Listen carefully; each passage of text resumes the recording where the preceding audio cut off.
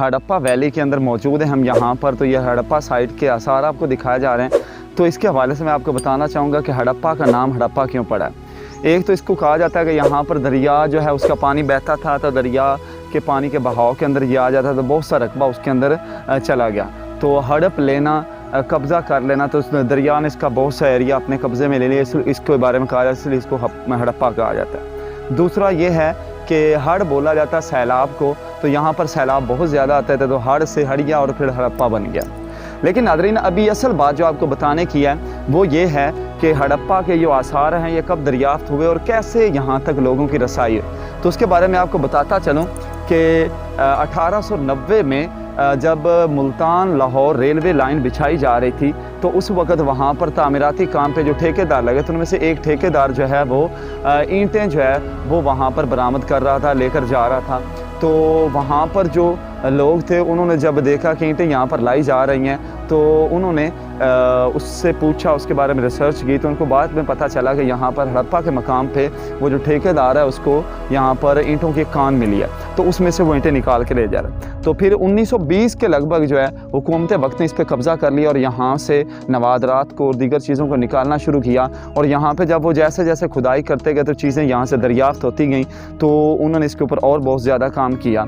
और हस्ब आदत जैसे कि अंग्रेज़ ने बर सगीर पाको हिंद और एशिया को बहुत ज़्यादा लूटा, उसके अंदर ये भी एक ऐसी साइट और एक जगह है कि यहाँ से भी अंग्रेज़ बहुत से कीमती नवादरात जो है वो जैसे सोने की यहाँ पर बताया देगें निकली, बहुत बड़े बड़े सोने के ईंटें निकली, ऐसी चीज़ें रिवायात मिलती हैं, तो वो यहाँ से वो लेकर जाते बने।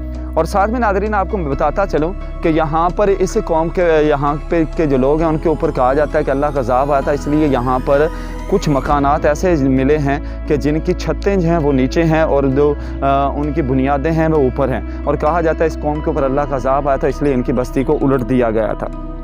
नाज़रीन ऐसा क्यों हुआ, इसके बारे में दो आ रहा है। एक तो ये है कि जो हिंदुस्तान के अंदर आर्या कौम थी जिनका उनके वेदों के अंदर भी जिक्र मिलता है, इस शहर का जिक्र भी मिलता है। तो आर्या लोग जो थे उन्होंने यहाँ पर हमला किया और हमलावर होने के बाद यहाँ पर उन्होंने जो लोग थे मर्दों को उन्होंने कत्ल कर दिया और औरतों को उन्होंने जरगमाल बना लिया और उन्होंने औरतों को अपनी हवस का निशाना बनाया, जुल्म और सितम का निशाना बनाया।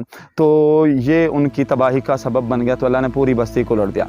एक ये रिवायत। दूसरी रिवायत है यहाँ पर एक बादशाह जो गुजरा, तो उनका जो राजा था उसने एक बड़े पैमाने पे लोगों पे मज़ालिम किए, खूबसूरत बच्चियों को जरगमाल बना लेना, उनके वालिदैन को मारना, उनसे ज़बरदस्ती काम लेना, कैदोबंद की मुसीबतें और सौबतें उनको झेलना पड़ी। तो उस बादशाह के मज़ालिम की वजह से इस कौम के ऊपर ये अज़ाब आया। नाज़रीन इस तहज़ीब के बारे में बाज़ जगहों पे लोग कहते नज़र आते हैं कि यहाँ पर मस्जिद दरियाफ्त हुई, ऐसा कुछ भी नहीं है, क्योंकि ये क़ब्ल अज़ इस्लाम की एक तहज़ीब है और ये आज से तकरीबन 4500 साल पहले की तहज़ीब है। तो यहाँ पर मस्जिद का होना किसी तरह मुमकिन नहीं, क्योंकि इस्लाम जो है उसकी इतनी उम्र ही नहीं है। तो उसके बाद यहाँ के लोगों के बारे में लोग कहते हैं मुसलमान थे, नहीं, ये मुसलमान नहीं थे, ये लोग हिंदू थे और इनकी उस वक्त की ज़ुबान जो है संस्कृत थी। जैसा कि सिंध की ये सिविलाइजेशन ऑफ इंडस वैली इसको कहा जाता है, तो सिंध की ये तहज़ीब है। तो सिंध जो है सिंधु लफ्ज़ से निकला और ये भी संस्कृत का लफ्ज़ है और संस्कृत जो है उस वक्त की इसको वर्ल्ड लैंग्वेज का दर्जा हासिल था। नाज़रीन इसी के साथ इजाज़त चाहेंगे।